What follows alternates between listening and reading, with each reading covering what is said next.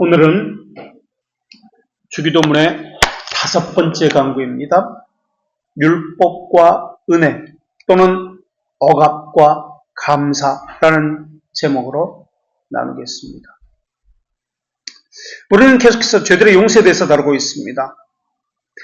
하나님의 측면과 사람의 측면, 이 두 측면에 대해서 이야기하고 있습니다. 하나님을 아는 지식, 사람에 대한 지식, 이것은 영혼과 시간이라는 개념을 가지고 있습니다. 그래서 지금까지 우리는 죄들의 용서를 이야기할 때도 하나님의 측면에서, 그러니까 영혼에서의 죄들의 용서를 이야기했고, 또 사람에서의, 시간 안에서의 용서가 있어야 한다고 나눴습니다. 용서의 이러한 두 시점, 단회적인 용서인가 반복적이고 경험적인 용서인가 라는 것을 나눴습니다. 또 하나님의 측면에서는 죄들의 용서를, 죄라는 개념을 리미션이라는 단어를 사용합니다. 그리고 사람의 측면에서는 이 포기브니스라는 단어를 사용한다는 것을 살펴봤습니다. 또 하나님 사랑과 이웃 사랑은 함께 간다는 것도 살펴보았습니다. 이례적 회개와 경험적 회개, 이례적 회개는 단번에고 경험적 회개는 반복이라는 것도 나누었고요. 또 이 땅에서의 생명으로의 이어지는 것과 사망으로 이어지는 것, 이것도 배웠습니다. 그래서 이 땅에서 하나님을 닮은 삶이 죽음 이후에도 이어지는 것이 영생이라는 개념이고, 또 이 땅에서 하나님을 대적하는 삶이 죽음 이후에도 이어지는 것이 영벌이다. 왜냐하면 영혼의 기능은 계속해서 있기 때문에, 죄를 짓는 상태에 있기 때문에 영혼은 사라지는 것이 아니고 불멸하기 때문에 그렇다라는 것을 나누었습니다. 그리고 오늘은 하나님의 측면과 사람의 측면, 이 두 측면에서 언약이라는 개념을 통해서 죄들의 용서를 살펴보겠습니다. 구원받은 자가 하나님께 감사하기 때문에 율법을 지킨다, 계명을 지킨다는 것은 개혁신학에서 아주 중요합니다. 개혁교회 교인들은 왜 의무를 행하는지 알고 있습니다. 그래서 자발적이고 자원하고 기뻐하며 즐거워하면서 의무를 행합니다. 일문에서 우리가 이미 배웠습니다. 의무를 먼저 설명하지 않습니다. 그럼 무엇을 먼저 설명합니까? 구원의 은혜를 먼저 설명합니다. 그리고 우리에게 주어진 의무로서 하나님을 영원토록 즐거워해야 한다라는 것이 두 번째 나옵니다. 하이델베르크 구조도 동일합니다. 구원을 얻었기 때문에 하나님과 교제합니다. 은혜를 먼저 주셨기 때문에 주어진 의무를 기쁨으로 행하게 됩니다. 이런 구조로 되어 있습니다. 그래서 하이델베르크 일문은 우리가 오늘 오후에도 다시 이것을 하게 될 텐데 전체 성격을 말하고 있습니다. 우리 신앙의 전체 성격, 은혜를 하나님께서 주셨습니다. 그리고 은혜를 주셨기 때문에 은혜에 합당한 의무를 자원하여 하게 됩니다. 하이델베르크 일문이 그러한 구조로 설명하고 있습니다. 그리고 하이델베르크 2주에서 4주는 죄와 비참함에 대해서 이야기합니다. 그리고 5주에서 31주까지는 구속에 대해서 설명하고, 구속을 먼저 설명하고, 32주부터 52주까지는 구속받은 사람의 감사에 대해서 설명을 합니다. 이런 구조는 성경도 동일합니다. 의무를 먼저 말하지 않습니다. 은혜를 먼저 이야기합니다. 성경 전체를 보면 죄를 이야기하고, 그 다음에 구원의 은혜를 이야기하고, 의무를 이야기합니다. 우리가 매주 십계명을 우리가 고백하고 있습니다. 십계명도 그렇습니다. 십계명 출애굽기 20장 1절에서 어떻게 시작합니까? 의무로부터 먼저 시작합니까? 아닙니다. 구원의 은혜를 이야기합니다. 나는 너희를 애굽 땅 종되었던 집에서 인도하여 낸 너의 하나님이다 라고 시작합니다. 은혜를 이야기하고 그 다음에 의무를 말씀합니다. 은혜를 아는 자에게 주어진 것이 십계명입니다. 로마서 교리도 마찬가지입니다. 1장부터 11장까지는 은혜에 대해서 이야기합니다. 구원의 은혜에 대해서, 행위는 전혀 나오지 않습니다. 은혜에 대해서 깊이 이야기합니다. 그 다음 12장부터 그러므로 너희는, 그렇기 때문에 너희는 산제물로 너희 몸을 하나님께 드릴지니라 라고 의무가 그 다음에 나옵니다. 하이델베르크도 구조가 동일한데 사도신경에 구속에 관한 은혜가 2부에서 나옵니다. 그래서 하이델베르크는 3부로 되어 있습니다. 근데 2부에서 구속에 대해서 나오고 3부 구속받은 자의 감사의 삶에서 십계명이 나오고 주기도문이 나옵니다. 그러니까 주기도문은, 우리가 주기도문을 하고 있습니다만 어떤 이들에게 주셨습니까? 은혜를 받은 자에게 주신 의무입니다. 구속받지 못한 자들에게 주신 것이 아닙니다. 하나님의 요구를 구속받은 자들만 할 수 있기 때문에 그렇습니다. 일반 교회에서는 율법과 의무를 몽학 선생의 기능으로만 사용합니다. 몽학 선생이라는 것은 죄를 깨닫게 하고 절망하게 하는 용도입니다. 그래서 양심이 찔리고 절망합니다. 죄에 대한 이런 깨닫게 하는 기능 때문에, 정죄하는 기능 때문에 그렇습니다. 그러나 개혁교회는 거기서 그치지 않습니다. 의무를, 죄를 깨닫게 하는 기능이 아니라, 의무는, 율법은 죄를 깨닫게 하는 기능이 아니라 예수 그리스도에게 인도하는 기능으로 삼습니다. 그래서 다른 일반 교회와 교훈이 대비가 됩니다. 그러니까 의무는 구원받기 위해서가 아니라 구원받은 이후에 죄와 비참한 가운데 있는 자가 예수 그리스도의 구속함을 받았기 때문에 그 은혜에 감사해서 교제하는 삶이 나오는 겁니다. 이게 의무입니다.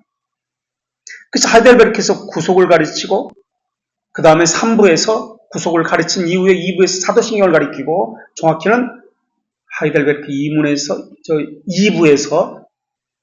사도신경을 가르치고 3부에서 감사의 주제라는 이 제목하에서 십계명과 주기도문을 가르칩니다. 이 개념을 알고 있어야 돼요. 그래서 주기도문은 우리 아버지, 하늘에 계신 우리 아버지로 시작합니다. 그래서 기도의 키워드는 자녀됨입니다. 구속받은 자녀에게 주시는 것이기 때문에 그렇습니다. 그래서 초대교회는, 우리가 이미 배워서 알고 있습니다만, 초대교회는 주기도문을 세례받기 전에는 가르치지 않았습니다. 기도할 자격이 되지 않기 때문이라고 여겼습니다. 그래서 세례를 받은 이후에, 세례가 말하는 것은 칭의, 죄들의 용서를 받았다는 증거를 갖기 전에는 기도를 할 수가 없었습니다. 하나님의 자녀가 되어야만, 죄들의 용서인 칭의를 받아야만, 그러니까 칭의라는 개념의 상징적인 세례를 받아야만 기도가 할 수 있도록 그렇게 했습니다. 그래야 다른 지체들을 용서할 수도 있기 때문에 그렇습니다. 그래서 하나님의 측면에서 죄라는 이 단어인, 죄사함이라는 이 단어인 리미션이라는 단어가 주기도문에 나오지 않습니다. 리미션, 하나님의 측면, 이것이 이미 해결된 사람에게 주신 것이 주기도문이기 때문에 그렇습니다. 그래서 주기도문에서는, 우리 5번째 강조에서는 리미션이 아니라 forgiveness, forgive라는 죄들의 용서라는 단어만 사용됩니다. 이미 죄사함을 받았기 때문에 하늘에 계신 우리 아버지를 할 수 있기 때문에 그렇습니다. 그렇다면 왜 기도가 되지 않습니까? 왜 쥐어짜도 기도가 되지 않습니까? 왜 의무에 대해서 무거운 짐처럼 여깁니까? 왜 경건 생활하는 것이 고통스럽습니까? 왜 억압이 됩니까? 그 이유는 자신이 하나님께 죄사함을 받았는지, 다시 점검해 봐야 한다는 이야기입니다. 이것이 되어 있지 않으면 의무, 교재, 이것은 자연스럽게 나올 수 없기 때문에 그렇습니다. 개혁교회 다닌다고요? 저절로 개혁신앙 갖는 거 아닙니다. 그래서 사유론적 신앙입니다. 프로그램에 참여했기 때문에, 그 교회 예배 의식에 참여했기 때문에 사유론적 신앙입니다. 목사가 개혁신앙 가르치기 때문에 나도 개혁신앙을 가졌다. 이건 인유론적 신학입니다. 그런 신앙이기 때문에 목사에게 매이고 사람에게 매이고 교회에 매입니다. 저 목사 때문에 못했다? 아닙니다. 그건 인유론 신앙입니다. 구속받지 못했기 때문에 라는 것을 다시 한번 생각해 봐야 합니다. 십계명과 주기도문을 구속받은 다음에 가르치고 있다는 것을 기억해야 합니다. 율법의 기능 가운데 죄를 깨닫게 하는 기능, 정죄하는 기능을 무시하는 것은 아닙니다. 하이델베르크 115문에 평생 우리 죄악된 본성을 더더욱 바르게 알고 간절히 추구하도록 하기 위해서 하이델베르크 115문에 우리가 가진 교리책 141쪽에 있습니다. 십계명이나 의무를 그렇게 엄격하게 설교해야 합니다. 라고 이야기하고 있습니다. 개혁교회는 의무를 엄격하게 설교해야 합니다. 십계명을, 율법을 엄격하게 가르쳐야 합니다. 그게 하이델베르크 115문의 가르침입니다. 개혁교회라면 그렇게 해야 합니다. 의무를 엄격하게 가르쳐야 합니다. 그렇다면 누구라도 이 세상에서 그것을 지킬 수 없는데 왜 하나님께서는 그것을 엄격하게 선포하고 가르치라고 하셨습니까? 여기서 십계명이라고만 나왔습니다. 하이델베르크 115문에서는 그러나 십계명이 말하고자 하는 것은 모든 의무를 이야기합니다. 주기도문을 또 포함해서 이야기합니다. 우리가 해야 할 모든 의무를 십계명이라는 단어에 포함시켜서 이야기합니다. 하나님은 우리에게 이것을 엄격하게 선포하고 가르치라고 분명히 말씀하셨습니다. 그런데 다 이것을 행할 수 없습니다. 그럴지라도 엄격하게 선포하라. 이것이 하나님의 명령입니다. 그 답은 첫째 이렇습니다. 평생 우리는 자신의 죄성을 점점 깨달아 감으로 죄의 사명과, 여기서는 리미션이라는 단어를 썼습니다. 그리스도 안에 있는 공의를 추구하는 데 더 열정적이고, 2절, 이와 같이 우리는 성령의 은혜에 의해서 하나님께 지속해서 노력하고 기도하기에 다가올 세상에서 우리에게 제한된 완전에 이를 때까지 하나님의 형상이 점점 적합하게 될 것이기 때문입니다. 라고 가르치고 있습니다. 여기 죄의 사면, 리미션이라는 단어가 나오죠. 2절, 바로 윗줄에 리미션이라는 단어가 나옵니다. 하나님의 측면이기 때문에 리미션이라는 단어가 나옵니다. 근데 주기도문에는 리미션이라는 단어 안 나옵니다. forgive라는 단어만 나옵니다. 우리 측면에서만 말하고 있기 때문에. 리미션을 받았습니다. 이것을 전제한 것이 주기도문입니다. 그래서 forgive만 이야기하고 엄한 의무에 대해서만 강력히 선포하라. 이렇게 말씀하고 있습니다. 이게 하나님의 뜻이고 명령이기 때문에 그렇습니다.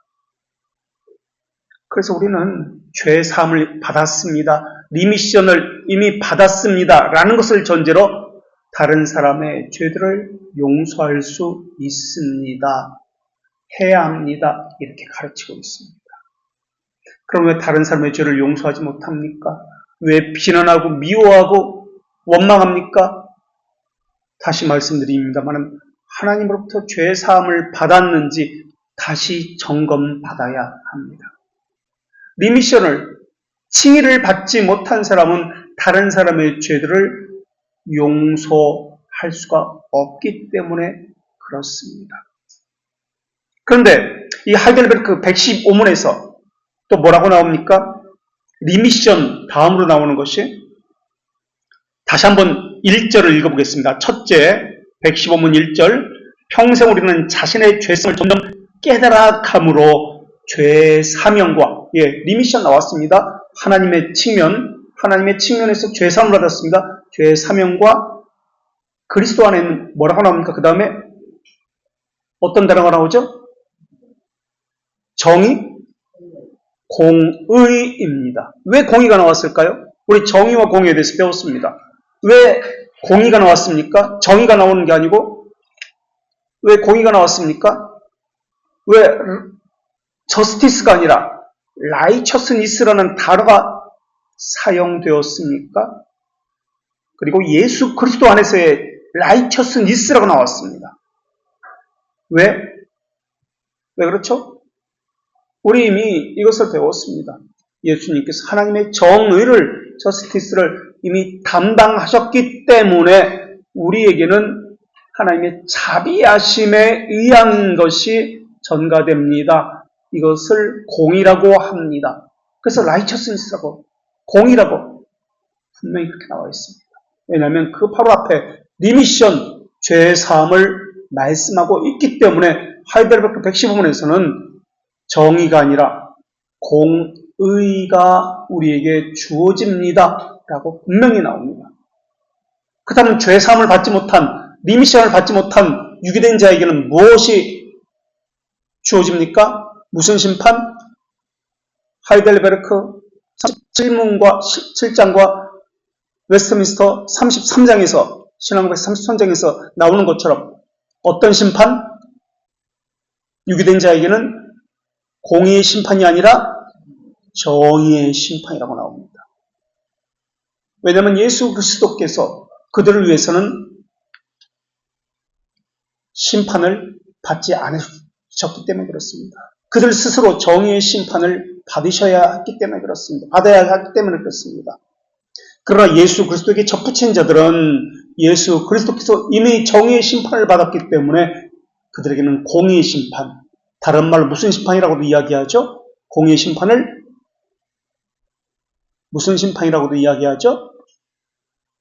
자비의 심판이라고도 이야기합니다. 자비의 심판. 자비를 받습니다. 그래서 예수 그리스도 안에서의 라이처스니스, 공의의 심판을 받습니다. 하나님의 죄사함을 받았기 때문에 자연스럽게 공의의 심판, 자비의 심판을 받습니다. 그래서 2절에서 뭐라고 나옵니까? 처음 성령의 은혜를 위해서라고 나옵니다. 정의의 심판을 예수 그리스도께서 받으셨습니다.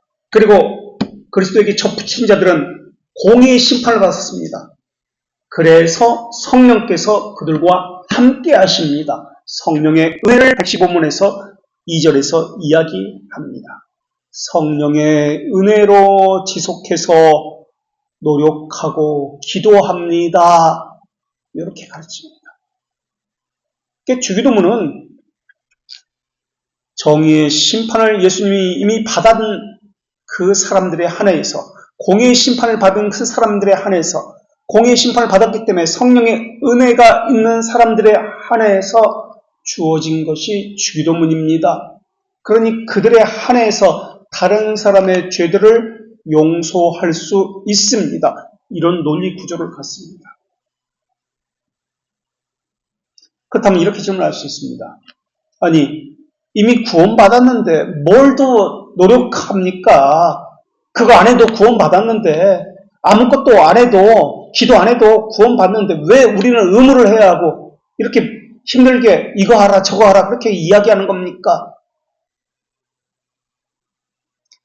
감사함으로 율법과 의무를 지킬 때 우리 자신의 죄악된 본성을 더더욱 알고 뭐라고 나옵니까? 예수 그리스도의 구원을 더 간절히 사모하기 때문입니다.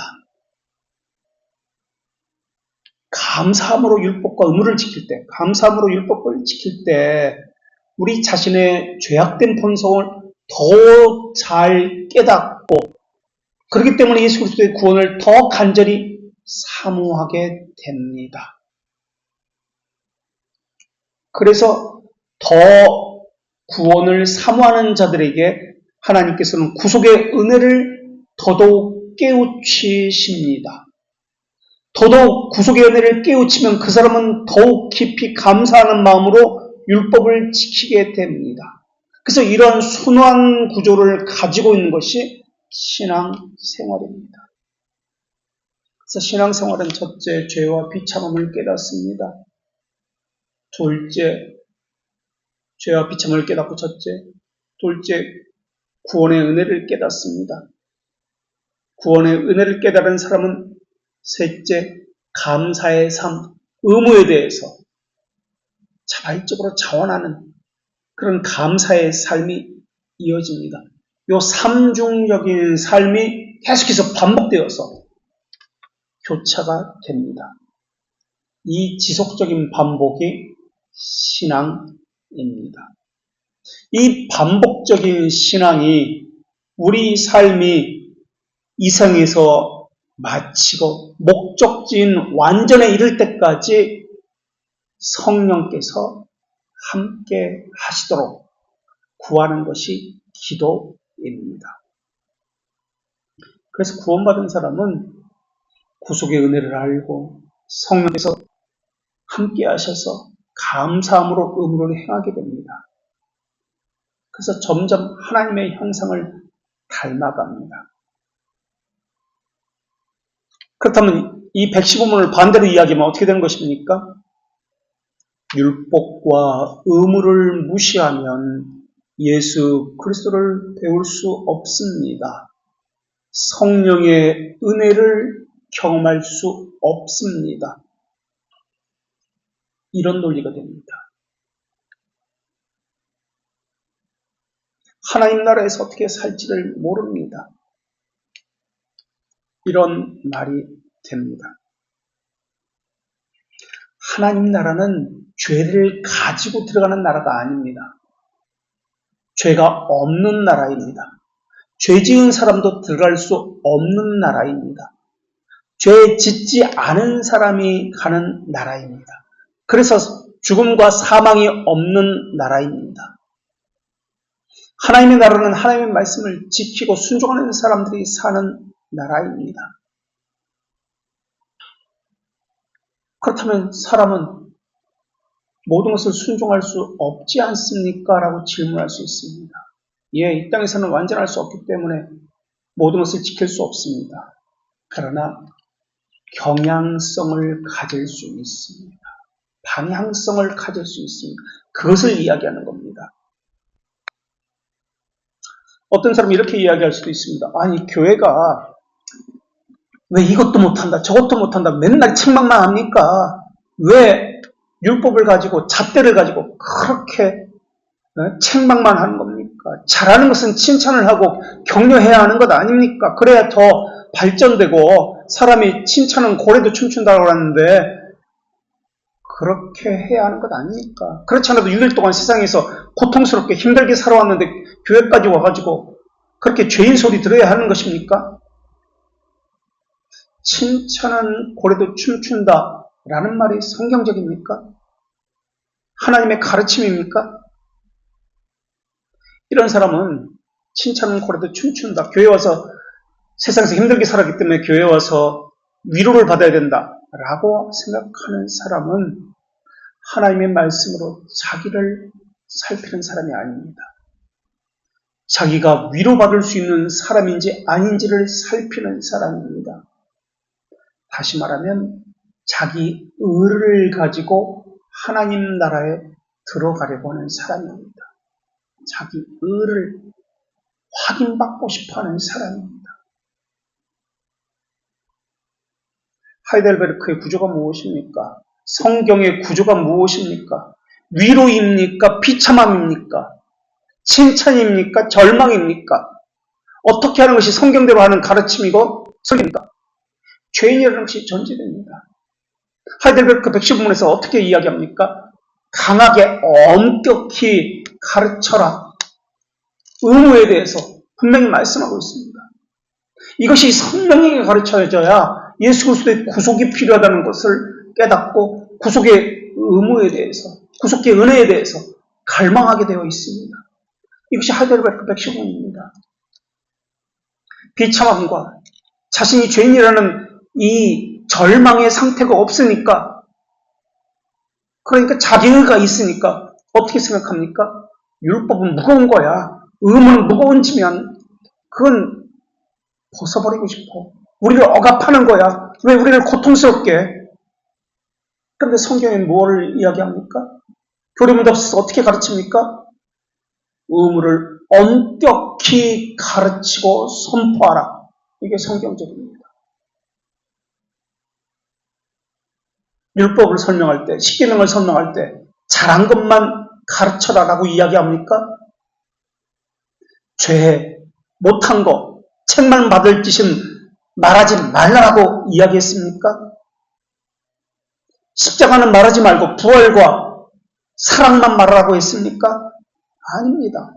하나님의 사랑을 말할 때에는 그 전제가 십자가입니다. 죄입니다. 근데 사람들은 하나님은 사랑이시다, 위로자다 라는 것만 이야기합니다. 그래서 십자가와 책망, 죄에 대해서는 이야기하지 말라고 이야기합니다. 그저 하나님은 고난 가운데 있는 사람들을 위로하고 건지시고 그들의 눈물을 보시고 보듬어 주시는 분이라고 그렇게 가르칩니다.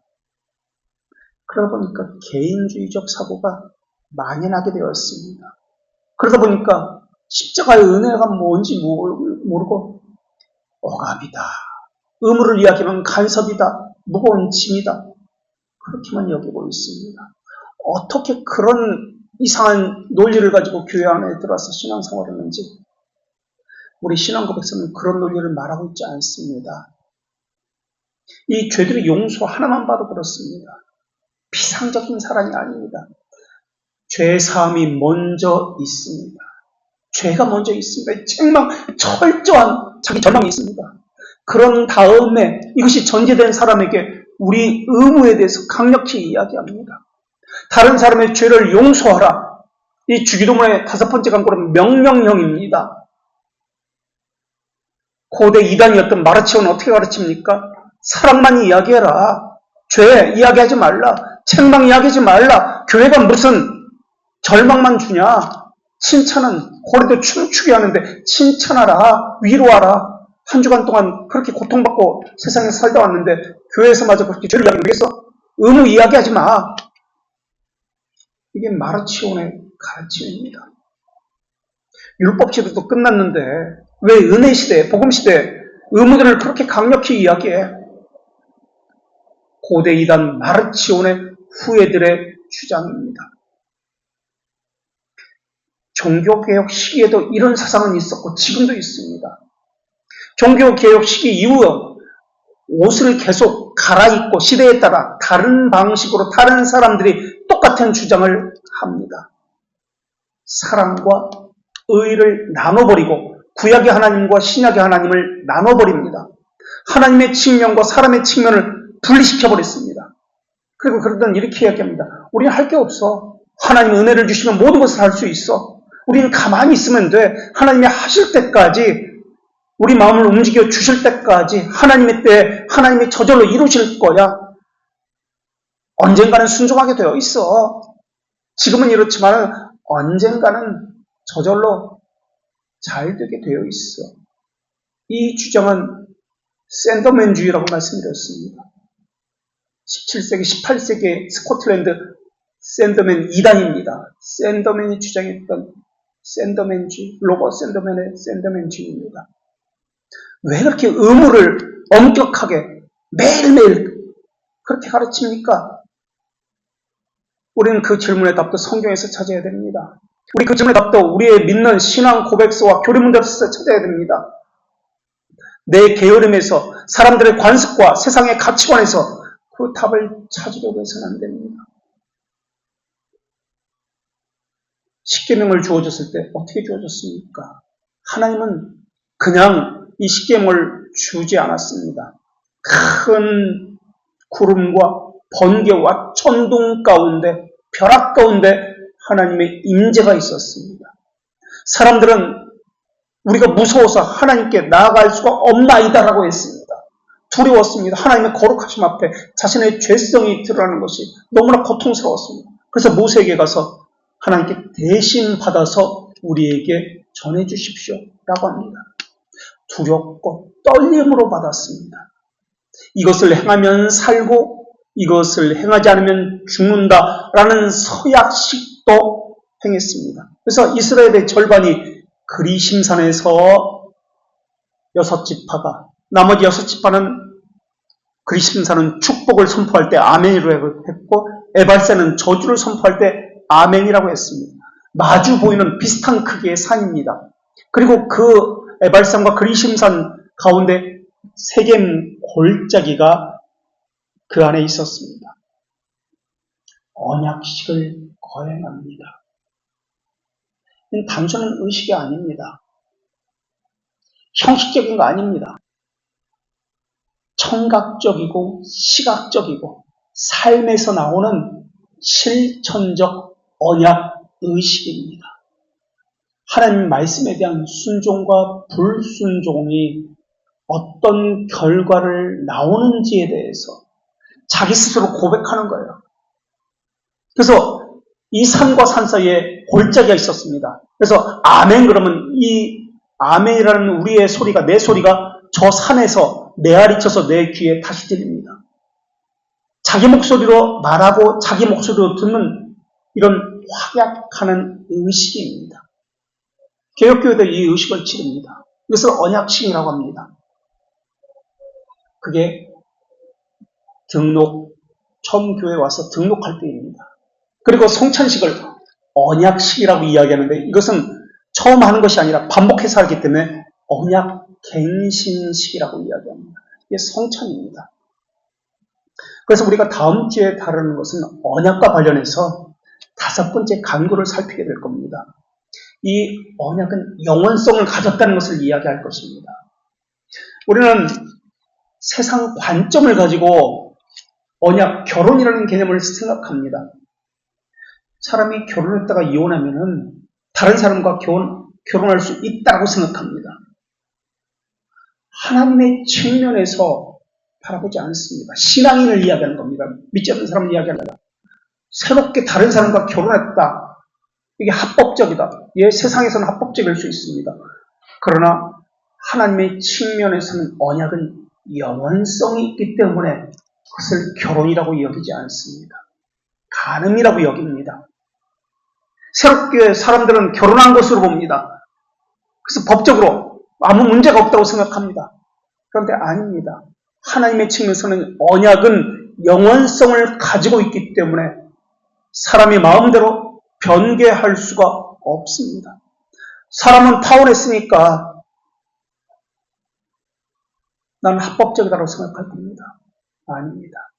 언약은 하나님의 측면에는 그렇게 생각하지 않습니다. 사람의 측면에서는 반복적이니까 그렇게 생각할 수 있습니다. 하나님의 언약은 영원하기 때문에 사람이 아무리 파혼했다 할지라도 하나님은 그것을 파혼이라고 보지 않습니다. 헤어져 살고 있구나 라고 보십니다. 그럼 교회를 옮기는 것은 어떻게 생각하십니까? 다른 교회에서 새롭게 시작한다. 새롭게 신앙생활을 시작한다고 보신 것은 사람의 측면입니다. 영원한 언약의 개념에서는 그렇지 않습니다. 심각한 문제예요. 이것은 다음 주에 이야기하기로 하고, 어쨌든 에발산과 그리심산 사이에 세겜 골짜기가 스피커와 같이 메아리가 한 말이 자기 귀에 들립니다. 그렇습니다. 그것에 동의합니다. 아멘. 세례식에서 우리는 문답하면서 아멘으로 화답을 합니다. 그리고 교회에서도 그 세례 받는 사람만 화답하는 거 아닙니다. 다른 사람들도 아멘으로 화답을 합니다. 그러면 그것이 그 교회에서만 아멘한 것으로 끝나고 마는 것입니까? 교회를 다시 옮기면 아멘이 효력이 없어지는 겁니까? 아닙니다. 언약은 평생 따라다닙니다. 그런데 우리는 그렇게 생각하지 않습니다. 아멘을 그 교회에서만 효력이 있습니다. 세례 받을 때만 아멘이 효력이 있습니다. 그 교회 등록할 때만 효력이 있습니다. 라고 생각합니다. 그건 사람의 측면입니다. 왜 분리시켜버립니까? 그건 마르치온처럼 하나님을, 사랑의 하나님과 정의의 하나님을 분리시키는 것과 마찬가지입니다. 하나님의 측면과 사람의 측면, 이 둘 다를 고려해야 하는 것이 신앙입니다. 언약은 영원한 효력이 있습니다. 이스라엘 백성을 보십시오. 율법 받을 때 대대손손 새로 언약식을 갱신합니까? 아닙니다. 대대손손 이스라엘 자손들에게 그 효력이, 한 번 했던 그 효력이 지속됩니다. 아담의 죄의 정가는 어떻습니까? 그 효력이 그 아담에게서만 끝납니까? 아닙니다. 이 펠라기우스의 신앙입니다. 이 교회에서만 효력이 있고 저 교회에서는 효력이 없다. 펠라기우스의 신앙입니다. 아담의 죄의 전가도 예수님의 의의 전가도 영원이라는 개념을 가지고 있습니다. 우리가 언제 예수님을 만나본 적이 있어요? 없습니다. 안수를 해야 죄의 전가가 됩니다. 의의 전가도 안수를 통해서 됩니다. 없습니다. 아담을 만난 적도 없는데 죄의 전가가 됐습니다. 십계명을 주실 때 하나님은 신명기 4장 10절에서 이렇게 말씀하셨는데, 나를 위하여 백성을 모으라. 여기서 모으라라는 단어가 신명기 4장 10절에 모으라는 단어가 교회라는 단어입니다. 모으라라고 말씀하시고 이렇게 말씀합니다. 내가 그들에게 내 말을 들려주어 그들이 세상에 사는 날 동안 나를 경외하는 법을 배우게 하며 그 자녀에게 가르치게 하리라. 왜 하나님께서 이스라엘을 출애굽시켰습니까? 왜 이 땅에 살아야 하는 것입니까? 그 이유가 무엇입니까? 여호와를 경외하는 법을 배우며 이것을 지키며 살게 하기 위해서입니다. 무엇을 배웁니까? 하나님을 경외하는 법입니다. 뭐라고 가르칩니까? 1, 2년만 배우면 된다. 세례받기 전에만 배우면 된다. 그러면 끝이다. 그렇게 말씀합니까? 아닙니다. 평생에 라고 말씀하고 있습니다. 평생에. 사는 날 동안에. 나만 배우면 됩니까? 자녀에게 이렇게 이야기합니다. 하나님을 쉬운 분, 편한 분으로 가르치면 하나님을 경외하는 법은 배울 수 없습니다. 하나님의 어미하심을 가르쳐야 합니다. 이 경외하다는 단어는 히브리어로 야레라는 단어입니다. 야레. 성경에서 야레라는 단어는 두 가지 의미로 사용됩니다.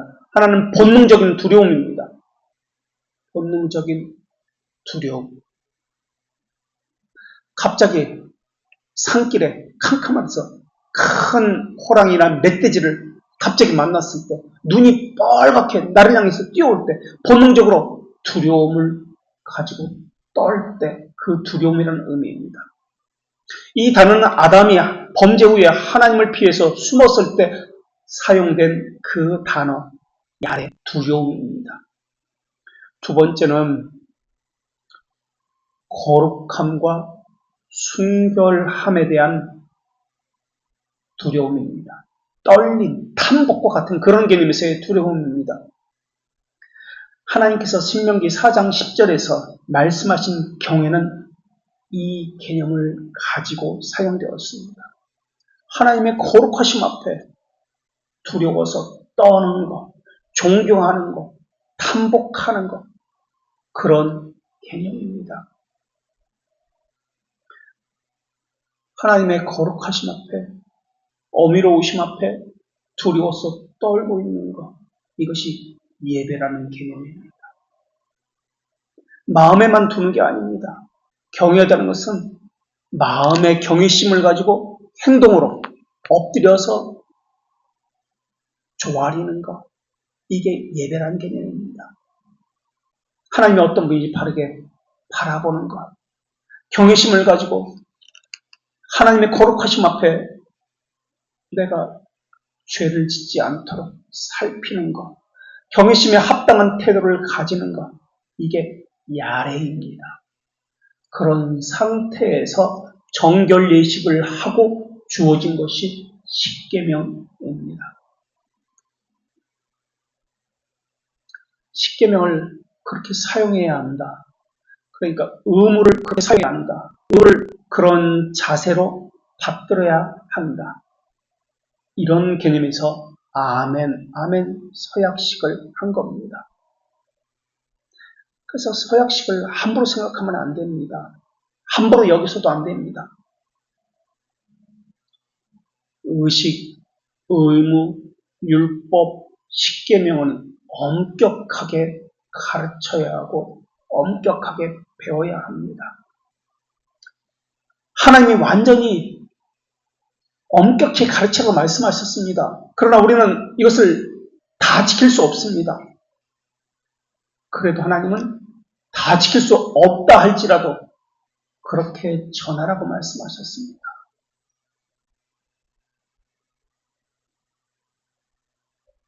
이것이 교회에 주신 하나님의 명령입니다. 이게 개혁교회입니다. 신명기 4장 10절에서 엄격히라는 단어는 샤마르라는 단어입니다. 샤마르. 하나님과 소중한 관계로 보호하는 울타리라는 단어입니다. 울타리. 한치의 방심함도 없이 경계하다, 고수하다 라는 단어가 샤마르라는 단어입니다. 그리고 엄격히라는 단어는 메오드라는 단어입니다. 한 곳에 집중적으로 모으는 것, 돋보기로 태양의 불빛을 모아서 종이를 태우는 것처럼 한 곳에 집중적으로 모으는 것, 이런 개념이 메오드입니다. 그래서 샤마르, 메오드, 이 두 가지 것이 합쳐진 것이 엄격히라는 단어입니다.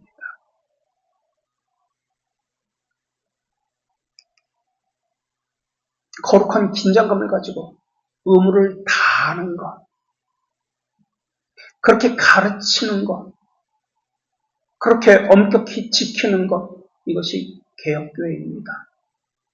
엄격하게 가르치고 엄격하게 배울 때 죄를 깨닫게 됩니다. 그리고 죄들의 용서함을 빌고 예수 그리스도의 구원을 간절히 추구하게 됩니다. 이것이 하이델베르크 115문의 구조입니다. 이러한 순환 구조를 가지고 있는 것, 이것이 개혁교회에서 가르치는 의무에 대한 가르침입니다. 하나님은 죄를 트집 잡아서 그 위에 군림하려고 가르치라고 하는 것이 아닙니다. 그 죄를 꼬투리 잡아서 사람을 조종하고 협박하기 위해서 그렇게 가르치라고 말씀한 거 아닙니다. 그 사람을 구원시키기 위해서, 구원에 합당한 사람으로 만들어 가기 위해서, 영생을 주기 위해서 그렇게 엄격하게 가르치라고 말씀하신 것입니다. 그런데 어떤 사람은 의무를 억압이다, 강제다, 무거운 짐이다라고 여깁니다. 그러나 어떤 사람은 그렇게 받아들이지 않습니다. 나 같은 죄인에게 주시는 은혜다, 감사다, 성화다, 구원과 영생으로 받아들입니다.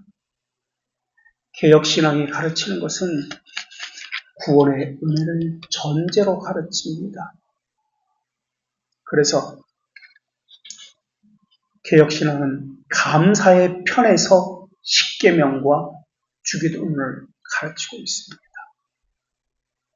여러분은 지금 주기도문을 배우고 있습니다. 주기도문을 어떤 편에서 배우고 있습니까? 율법, 억압 이런 편에서 배우고 있습니까? 아니면 감사, 은혜, 영생 이런 편에서 배우고 있습니까? 기도하고 마치겠습니다.